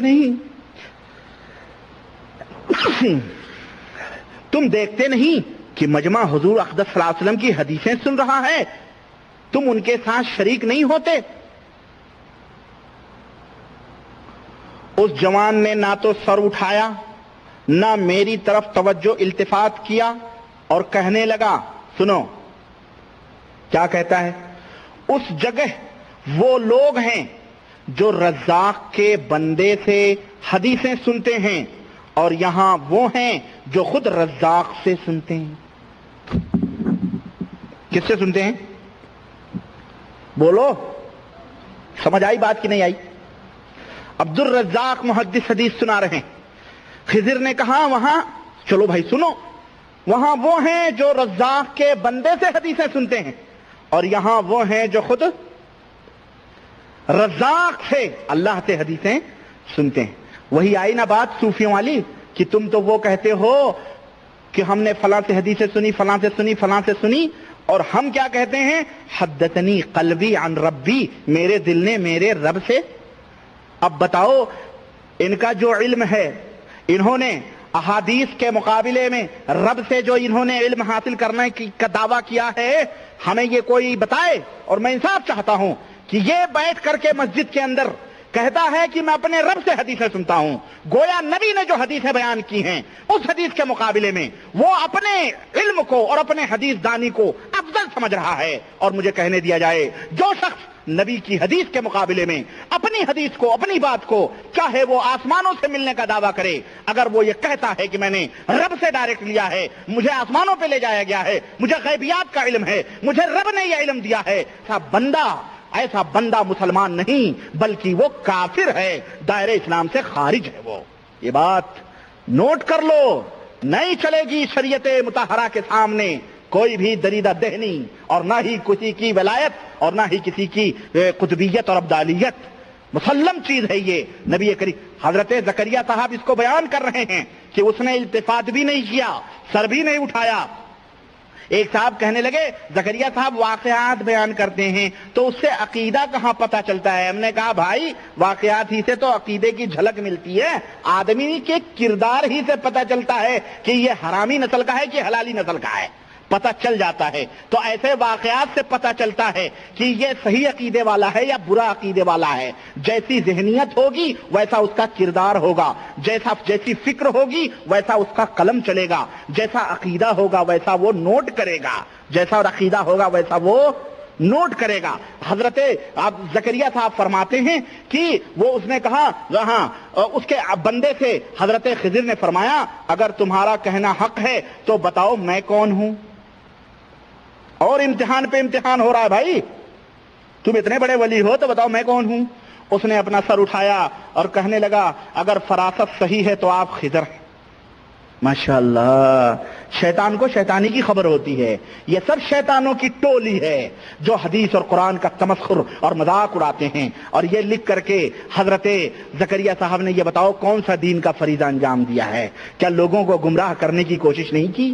کیا حدیث سے بے رغبتی دلانے کی کوشش نہیں کی؟ کیا اے لوگوں، کچھ ایسے بھی علوم ہوتے ہیں جو قرآن و سنت میں نہیں ہوتے ہیں بلکہ ڈائریکٹ اللہ سے اس کو حاصل کیا جاتا ہے، اور یہ بزرگوں کے یہاں موجود ہے. یہی تو علم ہے نا، بولو، یہی تو تعلیم دی جاتی ہے. استغفر اللہ استغفر اللہ. آگے بڑھتے ہیں. اور محدثین نے یہ فرمایا ہے کہ اگر اسناد نہ ہو تو دین خراب ہو جائے، تو آدمی جو چاہے وہ دین اسلام کے اندر بکتا رہے. اور یہی ابن عربی کیا کہتا ہے، یہی زکریا صاحب کے قول کی تائید میں ابن عربی کا یہ قول میں پیش کرتا ہوں. یہی کہتا کیا ہے، وَرُبَّ حَدِيثٍ قَدْ صَحَّحُوهُ وَاتَّفَقُوا عَلَيْهِ وَلَيْسَ بِصَحِيحٍ عِندَهُمْ مِنْ طَرِيقِ الْكَشْفِ وَيَتْرُكُونَ الْعَمَلَ بِهِ مِثْلَ ذَلِكَ سَوَاءٌ. کہتا ہے رسائل ابن عربی صفحہ نمبر 4، کہتا ہے کہ بہت ساری ایسی حدیثیں ہیں جن کو محدثین نے صحیح قرار دیا ہے، لیکن ہم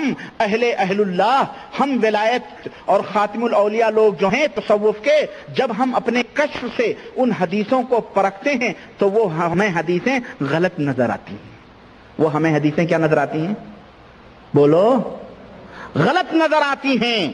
تو ہم اسی وجہ سے ان صحیح حدیثوں پر عمل چھوڑ دیتے ہیں.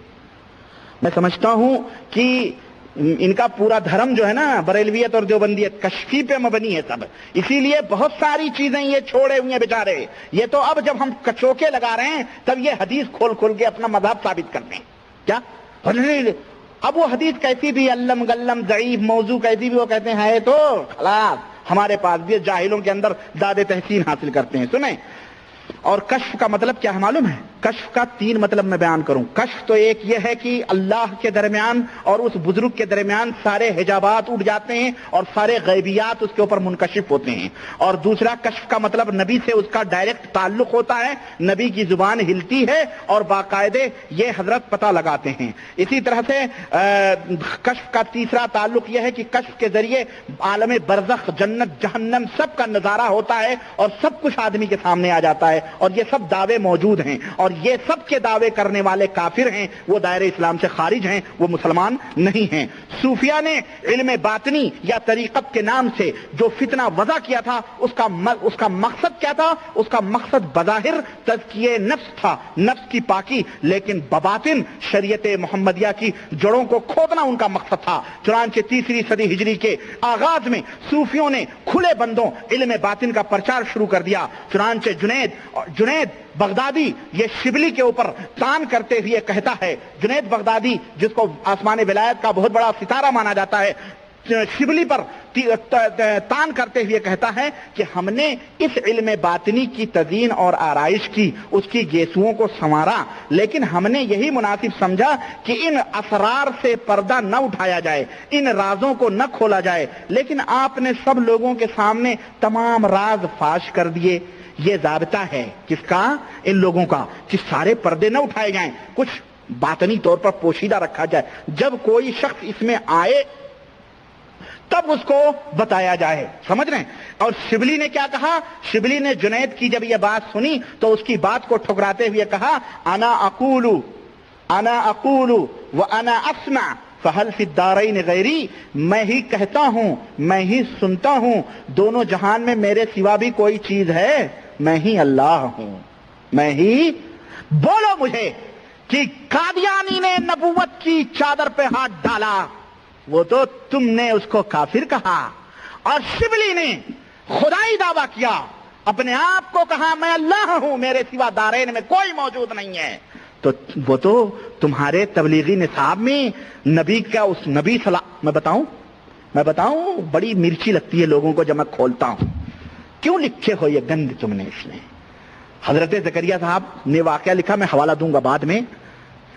شبلی صاحب خواب میں ہے نا, دیکھا ایک بزرگ نے کہ وہ نبی کا تختہ لگا ہوا ہے اور بیٹھے ہوئے ہیں. ہفتے شبلی آئے, اللہ کے نبی اٹھ کے ان کو بوسا لیا.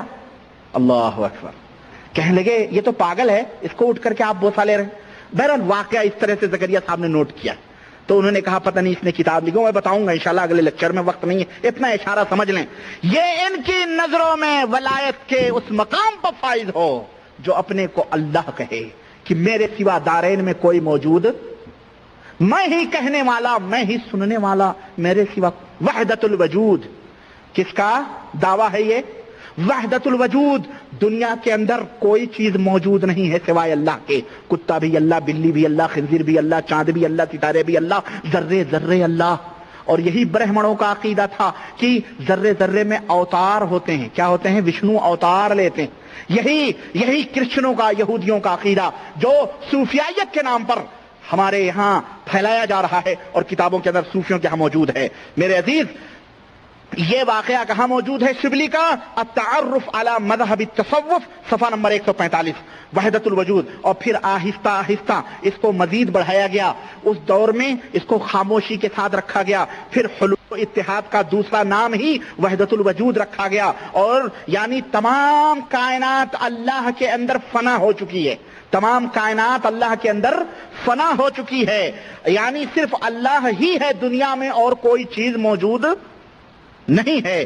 ہندوستان کے برہمن اسی عقیدے کے قائل تھے. اور پھر 4 صدی کے آغاز میں وحدت الوجود کے نظریے کو فروغ حاصل ہوا. اور ابو حمزہ صوفی کا نظریہ سنو, ابو نصر سراج توسی, جو اللمع فی التصوف, یہ تصوف کی بڑی مارکۃ العرا کتاب ہے, جس کے مقابلے میں صوفیوں کے نزدیک کوئی کتاب نہیں لکھی گئی سوائے اس کے کہ ابن عربی نے جو بعد میں لکھی ہے, اور فتوح مکیہ اور دیگر چیزیں میں بتاؤں گا وہ انہوں نے لکھی ہے. لیکن یہ سب سے اعلیٰ اور افضل کتاب ہے اللمع فی التصوف کے مؤلف ہیں وہ ابو نصر سراج طوسی، صفحہ نمبر 495 میں لکھتے ہیں کہ ابو حمزہ صوفی کا حارث محاربی کے گھر جانے کا اتفاق ہوا۔ ابو حمزہ جو ولی بزرگ تھے حارث محاسبی کے گھر گئے تو وہاں پر ان کی بکری نے میں کرنا شروع کیا، میں چلانا شروع کیا، تو اتنے میں اس نے ابو حمزہ صوفی نے جب سنا یہ آواز تو رونے لگا، بکری کی میں سن کے یہ رونے لگا۔ حارث محاسبی نے کہا پاگل ہے، کیوں رو رہا ہے؟ بکری میں کر رہی ہے، کہتا ہے کہ تجھے نہیں معلوم، تو شاید ابھی ہمارے تصوف کے میدان میں نیا اترا ہے، تم ابھی تک وحدت وجود کے نظریے کی حقیقت نہیں حاصل کر چکے ہو۔ اس بکری میں جو چیز ہے وہ اللہ مجھے پکار رہا ہے، اس کے اندر اللہ حلول کر گیا ہے، تو میں اسی لیے کر رہا ہوں لبیک یا سیدی، لبیک یا سیدی، لبیک یا سیدی۔ اس کا عقیدہ اسی طرح ابو الحسن نوری صوفی کا عقیدہ سنو، کتا بھونکا، کہیں جا رہا تھا، کتا بھونکا، اسی کتے کے پیچھے دوڑ گیا، کہتا لبیک یا سیدی، لبیک یا سیدی۔ یہ بزرگان دین تھے۔ یہ کون ہیں؟ یہ بزرگان دین، ولی اللہ ہیں، قطب ہیں، سراج العاشقین ہیں، اور نہ جانے کیا کیا ہیں۔ شبلی کیا کہتے ہیں؟ سنو، شبلی کہتے ہیں اے میرے مریدو، تم جہاں کہیں بھی رہو گے میں تمہارے ساتھ رہوں گا، اور اسی طرح تم بھی میری حفاظت اور میری نگرانی میں رہتے ہو۔ ظاہر ہے تم جہاں بھی ہو میں بھی ہوں، وحدت الوجود ذرے ذرے میں موجود ہوں، سب کچھ میری نگرانی میں تم رہتے ہو جہاں کہیں بھی رہتے ہو۔ اسی میرے عزیز، بات بڑی لمبی ہوتی جا رہی ہے اور میں نے اب یہاں تک آپ کو پہنچایا ہے۔ حلاج صوفی منصور حسین حلاج جو تھا وہ اس نے اس حلول کے عقیدے کو بباغ دہل لوگوں کے سامنے کھول کر کے بیان کیا 3 صدی ہی میں، اور اس نے بڑے دعوے کیے، اور اس نے کہا، کیا کہا اس نے تو، اور صوفیوں نے تو اپنے عقیدوں کو چھپایا، لیکن صوفی منصور حلاج نے اپنے عقیدوں کو لوگوں کے سامنے بیان کرنا شروع کیا۔ اور اس کا عقیدہ کیا تھا، پھر ابن عربی کا عقیدہ کیا تھا، اور پھر ان کتابوں کے اندر کیا چیزیں موجود ہیں، بقیہ باتیں، اور آخری محاضرہ انشاءاللہ تبارک و تعالی میرا ہوگا، اور ان موضوعات پر تفصیلی روشنی ڈالی جائے گی بعد میں، چونکہ وقت زیادہ ہو رہا ہے اور میں آپ کا زیادہ وقت نہیں لینا چاہتا، اس لیے میں اپنی ان باتوں کو ختم کرتا ہوں اور اللہ سے دعا کرتا ہوں کہ اللہ سب سے پہلے تو تیرا شکر ہے کہ تو نے ہمیں سیدھی راہ عطا فرمائی ہے، اب تو ہمیں یہ طاقت و قوت دے کہ قرآن و سنت پر چلنا سیکھیں اور اسی کے اوپر مرنا سیکھیں۔ دوسرا یہ کہ اے اللہ ہمیں سیدھی راہ پہ چلا اور ہمیں اپنے نبی کی سنتوں پہ عمل کرنے کی توفیق عطا فرما، اور ان صوفی منش خبیث زندیق اور کافروں کے راستوں سے الحال ہمیں دور رکھ اور ہمیں جو ہے محفوظ رکھ، آمین یا رب العالمین۔ وصلی اللہ علی نبینا محمد وعلی آلہ وصحبہ اجمعین، والسلام علیکم ورحمۃ اللہ۔